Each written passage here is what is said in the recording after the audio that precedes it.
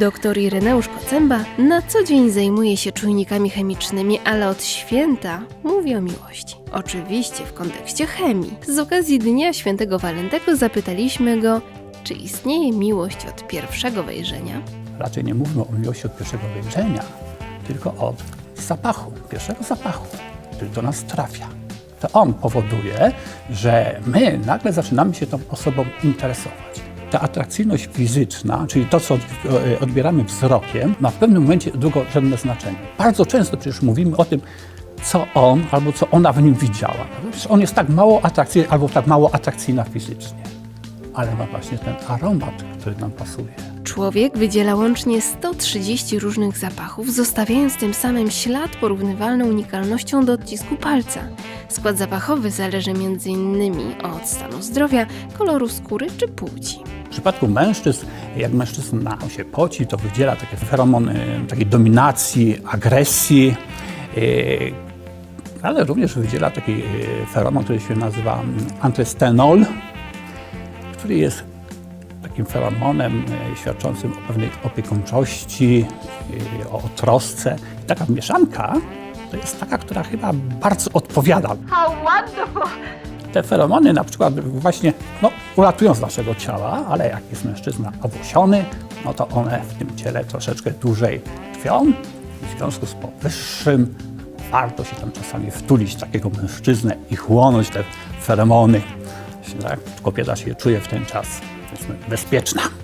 Ale są też na przykład takie bardzo fajne feromony kobiece. Kwasy karboksylowe o niewielkich łańcuchach. Mówi się, że to jest mniej więcej od C2 do C7 i nazywają się ogólnie kopuliny. One odpowiadają właśnie za to, że kobieta jest atrakcyjna, niezależnie od jej fizyczności. Okazuje się więc, że to, co nas pociąga, leży w naturze. W takim razie, czy powinniśmy odrzucić antyperspiranty, perfumy i miętusy? No, niekoniecznie, ponieważ tu wkracza kwestia kultury. Pod każdym względem. Człowiek od zawsze próbował zabić swój naturalny zapach. Właściwie od starożytnego Egiptu wylewano na siebie różnego rodzaju litry perfum. Z całą pewnością najwięcej chyba tych perfum wylano na siebie w XVIII wieku we Francji. Nie stosowano tam po prostu higieny jako takiej, wylewano na siebie perfumy, nakładano masę pudrów po to, żeby chłonęły te zapachy. Ale istnieją na przykład takie przykłady, że tak naprawdę tęsknimy za naturalnym zapachem. Na przykład Napoleon, jak wracał z wojny, to słał do Józefiny gońca z prośbą, że będzie za 3 dni w Paryżu i w związku z tym proszę nie myj się.